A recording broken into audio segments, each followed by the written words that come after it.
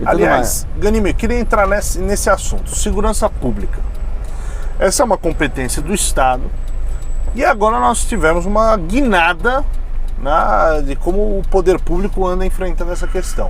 O ministro Sérgio Moro entrou em 2019 para a pasta do Ministério da Justiça e Segurança Pública e eu queria saber de você qual que é a tua avaliação da atuação do ministro e também das medidas que ele vem trazendo. O que você acha que foi bom, ruim para a segurança? Olha, é muito difícil dar 100% do crédito da melhora dos índices de segurança para o governo atual. Perfeito. Eu acho que tem sim influência, e aí eu colocaria duas questões. Uma até a gente já comentou, né? Na segurança até jurídica que hoje os policiais devem ter pelo posicionamento tanto do presidente da República quanto do juiz Sérgio Moro, do ministro Sérgio Moro, agora dizer, olha, policial é policial, bandido é bandido. Antigamente tinha uma inversão de valores, né? De que o policial era o bandido, era o vilão e o bandido era uma vítima da sociedade. Isso acho que acabou. Isso dá uma segurança para o policial. Não que eu seja a favor de abusos, nada disso, né? Longe disso. Mas eu acho que não podia ser os valores que a gente tinha antes de que o bandido é vítima da sociedade. Quando você vê um governo que tem esse posicionamento, a polícia se sente mais mais empoderada. Vou usar até um termo mais de esquerda, mais empoderada, exatamente. Além disso, você tem a questão da prisão, né, que parece que teve uma posição muito firme do ministro Sérgio Moro de isolar, né, os cabeças do crime, né? Isso acho que é muito importante. Dá para fazer uma relação causa e efeito direta? Não dá, é difícil. Mas quando você olha os números e olha as ações que foram feitas, você começa a achar que tem a lógica nisso. Dá para explicar. Tem um item que é muito importante, que eu tenho medo que isso reverta esse direcionamento, que é a questão da prisão em segunda instância. Tem muita gente que atribui também ao fato da mudança, não de agora, mas anterior, perfeito, do STF, que colocou a prisão em segunda instância como uma possibilidade da justiça, e também endureceu a questão da criminalidade. Agora, com a última revisão do STF, o medo que se tem é que isso inverta e que aumente a sensação de impunidade, seja um retrocesso. Por isso que a gente tem que trabalhar muito para voltar o entendimento anterior da prisão em segunda instância. Então acho que esse também é um ponto que pode ser colocado. Fora isso, acho que também tem ações locais, né? A gente tem no Rio, né?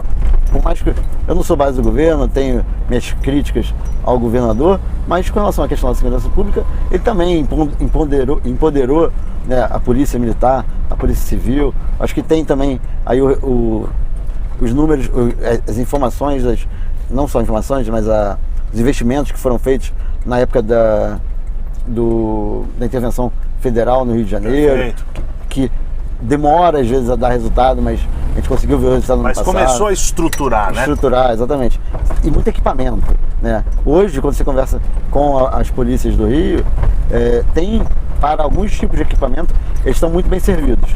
Parte de viatura, tudo mais, eles foram muito bem servidos. Tem muita coisa ainda faltando, principalmente investimento estrutural, né? Então, faltou investimento, por exemplo, nas sedes das polícias e tudo mais. Perfeito. Mas tudo que era equipamento para o policial ir para a rua, melhorou muito, coisa que eles não tinham. Ainda não é perfeito, ainda está longe de ser o que deveria ser, mas pelo menos eles conseguiram já estar numa situação melhor do que estava antes. Perfeito. Então, aí você vê Minas também, né, com o governador Zema também tomando medidas favoráveis à questão da segurança. Você vai vendo algumas coisas que juntando tudo isso começam a explicar, né, a queda dos índices. Agora é muito longe ainda do que deveria ser, né? Perfeito. Acho que a gente precisava ter um investimento ainda maior, desde a inteligência, né, investir integração.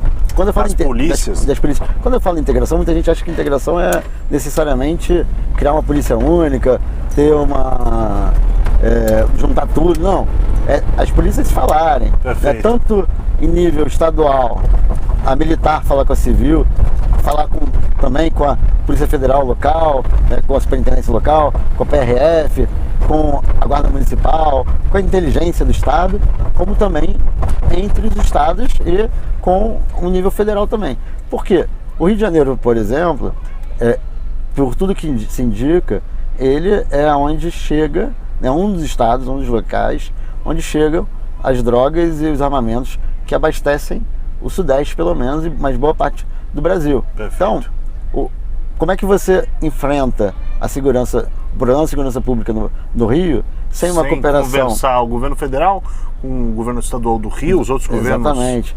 Primeiro, você tem a questão das fronteiras, a questão das rodovias, né, até mesmo a questão da relação com o estado de São Paulo, porque você pode também enfrentar o problema na ponta, né?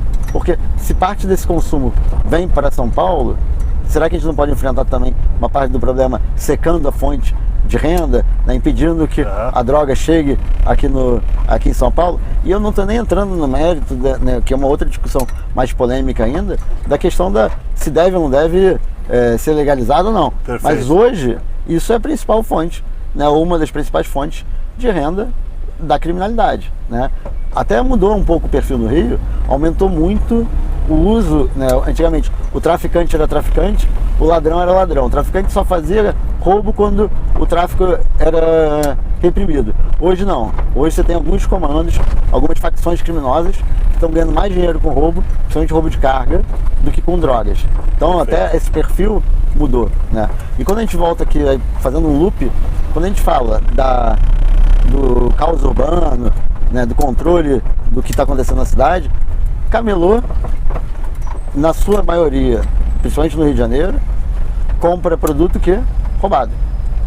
Ele está alimentando. Vai se retroalimentando, né? Exatamente. O sistema vai. Eu não sou contra, eu acho que muita gente ali é trabalhador, quer ganhar seu dinheiro, não quer entrar na criminalidade, está ali vendendo suas coisas e tudo mais. Mas tem que ter controle.